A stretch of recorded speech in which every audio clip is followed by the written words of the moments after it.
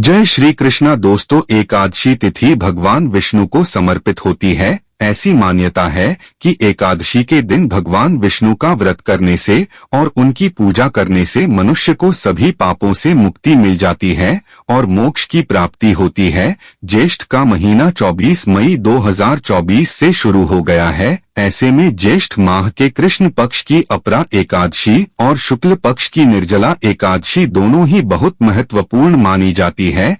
ज्येष्ठ माह में गर्मी चरम पर होती है और एकादशी में 24 घंटे व्रत किया जाता है, जो बहुत कठिन होता है। आइए जानते हैं इस साल अपरा एकादशी 2024 कब की है, पूजा मुहूर्त और व्रत क्यों किया जाता है। दोस्तों, ज्येष्ठ मास के कृष्ण पक्ष की अपरा एकादशी तिथि 2 जून 2024 रविवार को सुबह 05:04 पर शुरू होगी और अगले दिन 3 जून 2024 सोमवार को प्रातः 02:41 पर समाप्त होगी। इस साल अपरा एकादशी 2 और 3 जून दोनों दिन है। अब ऐसे में व्रत कब रखें? जब पंचांग में एकादशी लगातार 2 दिन हो तो व्रत पहले दिन रखा जाता है। इसलिए गृहस्थ जीवन वालों को पहले दिन एकादशी व्रत करना चाहिए। दूसरे दिन वाली एकादशी को दूजी एकादशी कहते हैं। सन्यासियों और मोक्ष प्राप्ति के इच्छुक श्रद्धालुओं को दूजी एकादशी के दिन व्रत करना चाहिए। 3 जून 2024 को वैष्णव संप्रदाय के लोग एकादशी का व्रत करेंगे। अपरा विष्णु पूजा मुहूर्त सुबह 07:07 से लेकर दोपहर 12:19 रहेगा। वहीं अपरा एकादशी 2024 व्रत पारण समय 3 जून को सुबह 08:05 से लेकर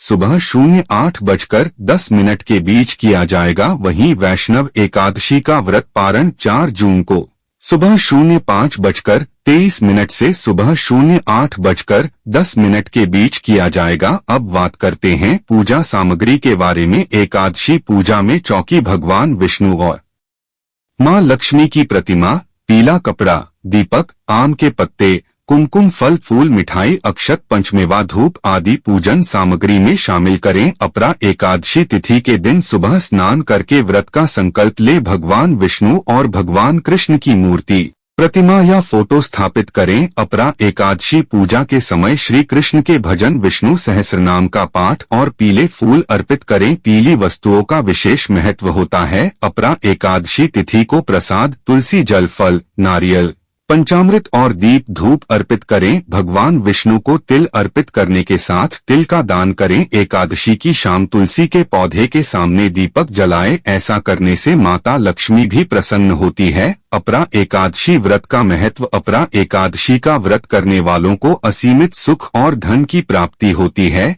इसी कारण इसे अपरा एकादशी कहा जाता है। इतना ही नहीं, अपरा एकादशी को असीमित लाभ देने वाली एकादशी भी कहा जाता है। अपरा एकादशी समस्त पापों से मुक्ति दिलाने वाली एकादशियों में से एक मानी जाती है। ऐसी मान्यता है कि इस व्रत को करने से पापों का अंत होता है। इतना ही नहीं, व्यक्ति को कई तरह के रोग, दोष और आर्थिक समस्याओं से भी छुटकारा मिलता है और अक्षय पुण्य की प्राप्ति होती है। श्री कृष्ण के मार्गदर्शन में पांडवों ने इस व्रत को करके महाभारत युद्ध में विजय प्राप्त की थी। आइए जानते हैं अपरा एकादशी कथा के बारे में। महाभारत काल के समय युधिष्ठिर भगवान श्री कृष्ण से कहते हैं, हे भगवान, ज्येष्ठ कृष्ण एकादशी का क्या नाम है तथा उसका महात्म्य क्या है, सो कृपा करके हमें बताए। तब भगवान श्री कृष्ण कहने लगे कि हे राजन, यह एकादशी अचला तथा अपरा 2 नामों से जानी जाती है। पुराणों के अनुसार ज्येष्ठ कृष्ण पक्ष की एकादशी अपरा एकादशी है, क्योंकि यह अपार धन देने वाली है। जो भी मनुष्य इस व्रत को पूरी श्रद्धा से करते हैं वे संसार में प्रसिद्ध हो जाते हैं। इस दिन भगवान त्रिविक्रम की पूजा की जाती है। अपरा एकादशी के व्रत के प्रभाव से ब्रह्मा हत्या, भूत योनि, दूसरे की निंदा आदि के सब पाप दूर हो जाते हैं। इस व्रत के करने से परस्त्री गमन, झूठी गवाही देना, झूठ बोलना, झूठे शास्त्र पढ़ना, झूठा ज्योतिषी बनना तथा झूठा वैद्य बनना आदि सब तरह के पाप नष्ट हो जाते हैं। जो क्षत्रिय युद्ध से भाग जाए वे नरकगामी होते हैं, परंतु वह अपरा एकादशी का व्रत करने से स्वर्ग को प्राप्त होते हैं। जो शिष्य गुरु से शिक्षा ग्रहण करते हैं फिर उनकी निंदा करते हैं वे अवश्य नरक में पड़ते हैं। मगर अपरा एकादशी का व्रत करने से वे भी इस पाप से मुक्त हो जाते हैं। ऐसा पुण्यकारी है अपरा एकादशी व्रत।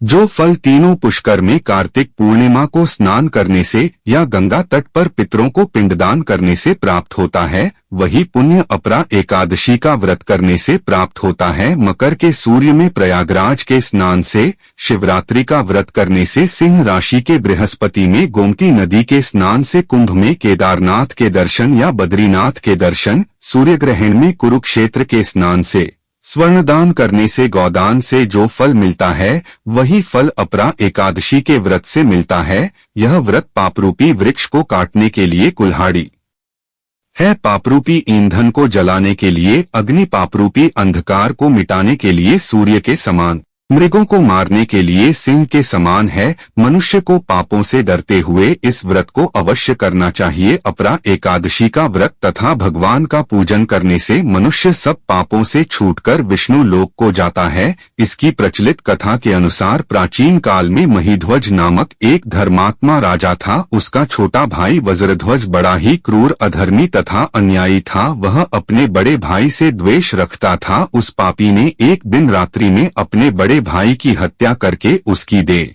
को एक जंगली पीपल के नीचे गाड़ दिया। इस अकाल मृत्यु से राजा प्रेतात्मा के रूप में उसी पीपल पर रहने लगा और अनेक उत्पात करने लगा। एक दिन अचानक धौमय नामक शिव उधर से गुजरे। उन्होंने प्रेत को देखा और तपोबल से उसके अतीत को जान लिया। अपने तपोबल से प्रेत उत्पात का कारण समझा। शिव ने प्रसन्न होकर उस प्रेत को पीपल के पेड़ से उतारा तथा परलोक विद्या का उपदेश दिया। दयालु शिव ने राजा की प्रेत योनि से मुक्ति के लिए स्वयं ही अपरा एकादशी का व्रत किया और उसे अग्नि से छुड़ाने को उसका पुण्य प्रेत को अर्पित कर दिया। इस पुण्य के प्रभाव से राजा की प्रेत योनि से मुक्ति हो गई। वह शिव को धन्यवाद देता हुआ दिव्य देह धारण कर पुष्पक विमान में बैठकर स्वर्ग को चला गया है। राजन, यह अपरा एकादशी की कथा मैंने लोकहित के लिए कही है। इसे पढ़ने अथवा सुनने से मनुष्य सब पापों से छूट जाता है। इतनी पुण्यकारी है अपरा एकादशी। दोस्तों, वीडियो को लाइक करें व कमेंट में लिखे भगवान विष्णु जी की जय। वीडियो को अपने प्रियजनों में शेयर करें।